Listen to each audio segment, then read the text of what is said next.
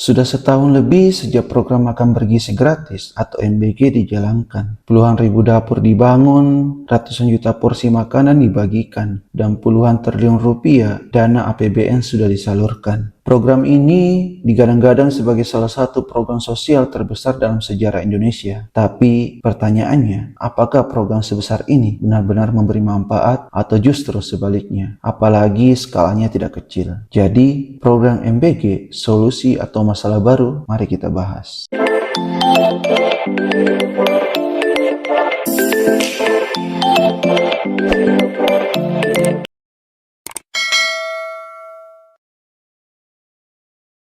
Badan Gizi Nasional menargetkan 82,9 juta penerima manfaat di tahun 2026 yang akan dilayani oleh sekitar 33.000 dapur SPPG di seluruh Indonesia. Untuk menjalankan program sebesar ini, pemerintah bekerja sama dengan pihak swasta melalui yayasan. Skemanya kira-kira seperti ini. Yayasan menyediakan bangunan dan fasilitas dapur, kendaraan operasional, relawan dapur sekitar 50 orang, supplier bahan baku, dan juga operasional harian. Sementara pemerintah menyalurkan dana bantuan sesuai jumlah porsi yang mereka buat, menyediakan kepala SPPG, akuntan, dan ahli gizi, sekaligus melakukan pemantauan dan pengawasan. Untuk setiap porsi makanan, anggarannya itu sekitar 13-15 ribu rupiah, sekitar 8 ribu sampai 10 ribu rupiah untuk bahan baku, makanan, sekitar 3 ribu rupiah untuk operasional dapur, dan sekitar 2 ribu rupiah untuk biaya sewa fasilitas dapur. Namun, akhir tahun 2025, skemanya berubah melalui keputusan Kepala BGN Republik Indonesia nomor 401.1 tahun 2025 tentang petunjuk teknis tata kelola penyelenggaraan program makan bergizi gratis tahun anggaran 2026 menjadi sistem flat sekitar 6 juta per hari per dapur tanpa melihat jumlah porsi yang dibuat. Dengan kebutuhan 33.000 dapur dan hampir 83 juta penerima manfaat, anggaran MBG di tahun 2026 diperkirakan sampai 268 triliun rupiah dan bisa meningkat sampai 335 triliun rupiah. Sebagai perbandingan, total anggaran pendidikan nasional sekitar 769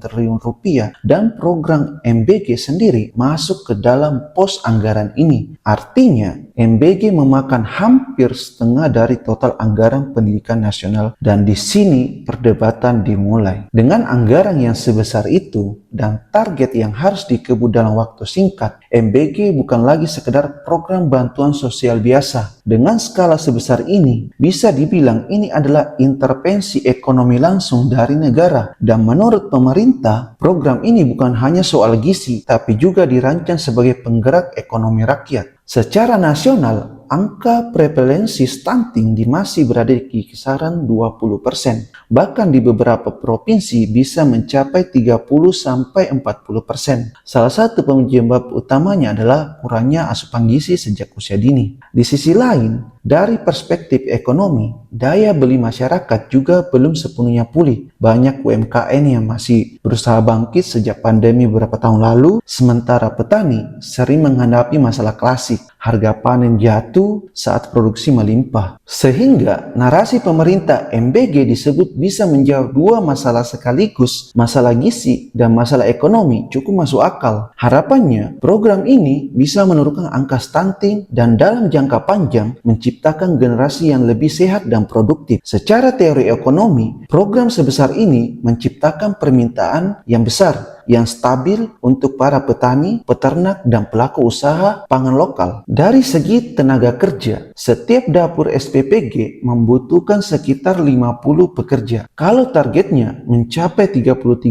dapur, maka secara teori program ini bisa menyerap sekitar 1,65 juta tenaga kerja di seluruh Indonesia. Pertanyaannya sekarang, apakah dampak ekonomi ini benar-benar terjadi dalam skala besar seperti yang diharapkan diarahkan, atau justru realitanya di lapangan lebih kompleks dari narasi yang disampaikan pemerintah? Sampai di sini, argumen pro MBG memang terdengar masuk akal. Ada urgensi pemenuhan gizi, sektor usaha mendapatkan permintaan baru, lapangan kerja bertambah, dan pertumbuhan ekonomi meningkat. Secara teori ekonomi, ratusan triliun belanja negara bisa menciptakan efek berantai dalam perekonomian, tetapi persoalannya tidak berhenti sampai di situ. Dampak kebijakan ekonomi dari pemerintah tidak hanya ditentukan niat baik atau besarnya anggaran, tetapi juga efisiensi dan distribusi manfaat dan konsekuensi yang muncul di masyarakat. Dan di sini sisi lain program MBG menjadi pertanyaan dan jarang dibahas. Sisi ekonomi, kondisi saat ini menjadi keluhan masyarakat karena bahan pangan di pasar jadi lebih sulit ditemukan atau harganya meningkat drastis. Dengan kondisi ini, untuk menghadapi permasalahan tersebut, pemerintah mengeluarkan strategi masih seputaran penggunaan koperasi atau menghimbau masyarakat untuk menanam sayur di rumah. Masalahnya, program ini hanya memberi manfaat bagi petani, tetapi akibatnya akan dirasakan masyarakat luas yang harus membayar bahan baku pangan dengan harga lebih mahal. Artinya, permintaan dari program MBG memang membantu sebagian usaha, tetapi juga merusak harga pasar yang tidak terdampak dari kebijakan MBG. Resiko yang kedua, yaitu resiko tata kelola. Program MBG dijalankan melalui skema kemitraan dan yayasan. Secara aturan, semua pihak yang memenuhi persyaratan bisa menjadi mitra tanpa dibatasi jabatan, pekerjaan, atau afiliasi politik. Namun, Indonesia Corporation Watch atau ICW menemukan adanya yayasan yang memiliki hubungan dengan pejabat atau pihak yang memiliki afiliasi politik. Yasar Aulia, peneliti Indonesian Corporation Watch, menemukan 27 yayasan terafiliasi partai politik, 18 dengan pebisnis, 12 dengan pemerintah, dan 9 dengan relawan atau organisasi pendukung kampanye presiden. Kebijakan ini memang terlihat inklusif, tetapi juga membuka risiko konflik kepentingan. Jika tidak diawasi dengan ketat, kepemilikan dapur bisa terkonsentrasi pada kelompok tertentu. Pemasok bahan pangan bisa berasal dari lingkaran yang sama, sehingga pengawasan menjadi kurang independen. Dalam kondisi seperti ini, dana ratusan triliun berisiko tidak menyebar kepada masyarakat, tetapi berputar kepada kelompok tertentu. Jika ini terjadi, maka stimulus ekonomi dari program MBG bisa jadi lebih terkonsentrasi, bukannya menyebar ke ekonomi masyarakat. Dan ketika proyek publik bernilai besar dan bersinggungan dengan kepentingan politik, resiko penyimpangan juga jadi lebih tinggi. Perspektif kebijakan kriminal non-penal dalam program MBG ini, penanggulangan kejahatan tidak hanya dilakukan melalui sarana penal atau hukum pidana atau penjara, tetapi juga sarana non-penal yang berfokus pada pencegahan sebelum kejahatan terjadi. Dalam kebijakan kriminal, beberapa pembahasan untuk pencegahan sebelum terjadinya kejahatan. Yang pertama yaitu menghilangkan faktor kriminogen. Kriminologi mengakui bahwa kemiskinan, ketimpangan nutrisi, dan rendahnya kualitas kesehatan adalah faktor kriminogen pemicu timbulnya kejahatan. MBG berfungsi sebagai intervensi preventif untuk menstabilkan kondisi sosial ekonomi keluarga prasejahtera. Yang kedua yaitu preventif premier. Dengan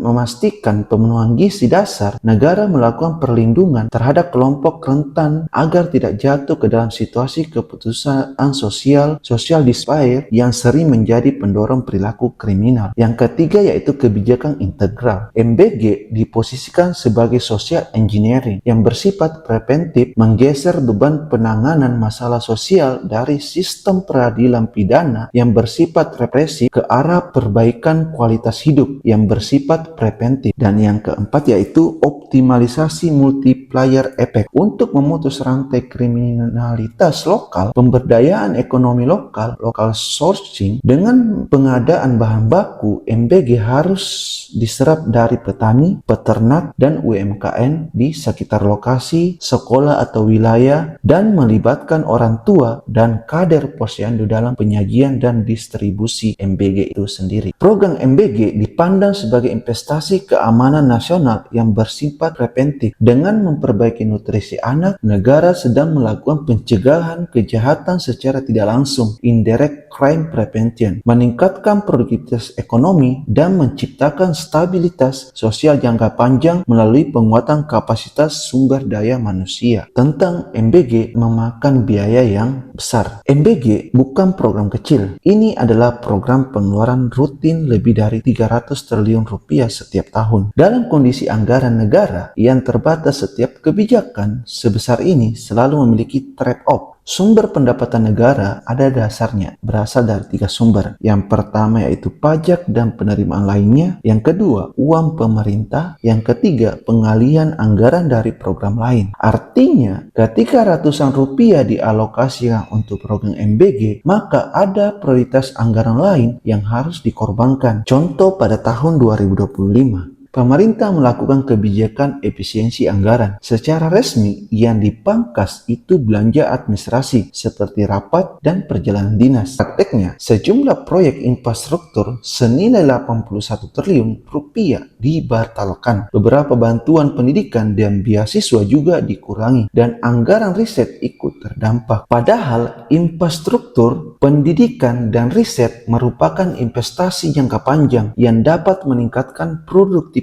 ekonomi dan kualitas sumber daya manusia. Sementara program MBG bersifat belanja rutin yang harus dikeluarkan setiap tahun. Ironisnya, program ini bahkan berada dalam pos anggaran pendidikan dengan nilai yang lebih besar dibandingkan gabungan beberapa kementerian yang fokus pada kegiatan pendidikan itu sendiri. Sementara di banyak daerah masih banyak sekolah belum layak, kesejahteraan guru masih terbatas, dan akses bantuan pendidikan yang belum merata. Jika program MBG tujuan akhirnya meningkatkan kualitas sumber daya manusia, maka muncul pertanyaan cukup mendasar. Apakah memberi makan 1 kali sehari cukup tanpa memperkuat fondasi pendidikan itu sendiri? Dan pertanyaan lainnya tentang program MBG, apakah manfaat tersebut sebanding dengan potensi ekonomi yang dikorbankan dari program-program strategis lainnya? Dari pembahasan yang sudah dijelaskan secara keseluruhan, kita bisa mengambil beberapa kesimpulan. Yang pertama yaitu sisi ekonomi. Program MBG memang mempunyai potensi untuk memberi manfaat bagi perekonomian, tapi di saat yang sama ada konsekuensi yang perlu diperhatikan. Kenaikan harga pangan bisa menguntungkan petani, tapi juga membebani masyarakat luas. Ada intervensi ekonomi besar, tapi bisa menimbulkan ketergantungan ekonomi pada program pemerintah yang dimana sangat riskan buat independensi ekonomi rakyat. Yang kedua, yaitu sisi tata kelola. Skema kemitraan juga sangat berisiko buat manfaat ekonomi terkonsentrasi pada kelompok tertentu. Jika pengawasan tidak berjalan efektif, sehingga dampak ekonomi tidak terasa untuk masyarakat luas, tapi hanya segelintir golongan saja. Yang ketiga yaitu sisi anggaran. Dukungan program MBG yang sangat besar, artinya akan ada program lain yang harus dikorbankan, beserta potensi ekonomi dan aspek lain yang dikorbankan untuk jangka panjang. Untuk memitigasi potensi dari tindakan seperti korupsi, kolusi, dan penyalahgunaan wewenang dalam program MBG, berikut adalah beberapa saran yang bisa kami sampaikan secara non-penal. Yang pertama yaitu sisi ekonominya. Mencegah kejahatan karena ketergantungan. Kebijakan diversifikasi ekonomi berbasis komunitas, alih-alih memberikan bantuan tunai atau logistik terpusat yang menciptakan rest shaking. Pemerintah harus membangun sistem koperasi mandiri di tingkat desa. Tujuannya adalah menciptakan ekosistem ekonomi yang kompetitif, bukan ketergantungan. Ketika masyarakat memiliki kemandirian ekonomi, insentif untuk melakukan kecurangan atau manipulasi program berkurang drastis karena mereka memiliki sumber penghasilan yang stabil di luar program pemerintah. Yang kedua, dari sisi tata kelola, mencegah kejahatan white collar crime. Resiko terkonsentrasinya manfaat pada segelintir kelompok, oligarki atau nepotisme merupakan pintu masuk utama tindak pidana korupsi. Reformasi tata kelola BGN wajib melakukan good corporate governance dan open contraction. Contoh seperti transaksi kontrak. Seluruh proses tender atau kemitraan harus menggunakan open construction data standar. Publik atau masyarakat harus bisa memantau siapa vendornya, berapa nilai kontraknya, dan siapa pemilik manfaat benefit owner perusahaan tersebut secara real time. Dan yang berikutnya yaitu pemisahan fungsi. Menerapkan prinsip check and balance yang ketat dengan memisahkan otoritas antara pengambil kebijakan, pelaksanaan pengadaan, dan pengawasan independen. Jika peran-peran ini dipisahkan secara tegas, maka ruangan untuk kolusi akan tertutup secara otomatis tanpa perlu menunggu penindakan hukum pidana. Yang ketiga, dari sisi anggaran, mencegah kejahatan penyalahgunaan wewenang absolute of power, anggaran besar yang tidak terawasi dengan baik sering menjadi target penyelewengan seperti markup atau pengalihan anggaran. Dari sisi BGN atau pemerintah, audit sosial wajib melibatkan komponen masyarakat sipil, akademisi, dan media untuk melakukan audit sosial secara rutin terhadap serapan anggaran. Kebijakan non-penal di sisi bersifat preventif melalui pengawasan oleh publik. Yang kedua yaitu sistem terintegrasi, membangun kanal pelaporan internal yang aman dan terlindungi bagi staf atau masyarakat untuk melaporkan indikasi penyimpangan anggaran sebelum pelanggaran tersebut menjadi tindak pidana berat. Dan yang ketiga yaitu penerapan budgeting terintegrasi, penggunaan sistem keuangan digital yang tidak memungkinkan perubahan manual pada pos-pos anggaran guna mencegah praktik markup harga pangan yang sering menjadi modus korupsi dalam pengadaan barang pemerintah. Dengan memperkuat sistem tersebut secara otomatis melakukan kriminalisasi preventif, yakni membuat kejahatan menjadi sangat sulit dilakukan dan sangat mudah terdeteksi tanpa harus bergantung pada proses pidana yang biasanya baru berjalan setelah kerugian negara terjadi. Jadi, persoalan MBG sebenarnya bukan sekedar apakah program ini baik atau tidak, tapi soal bagaimana negara menentukan prioritas. Apakah manfaat ekonomi dari MBG cukup besar dan cukup luas untuk membenarkan biaya ratusan triliun rupiah setiap tahun? Apakah program ini akan memperkuat fondasi ekonomi Indonesia dalam jangka panjang atau hanya jadi stimulus jangka pendek ala politik untuk dapat suara? Kalau menurut kamu sendiri bagaimana? Tulis pendapatmu di kolom komentar. Video ini saya buat sebagai sarana untuk memenuhi ujian akhir semester pada mata pelajaran kriminal hukum.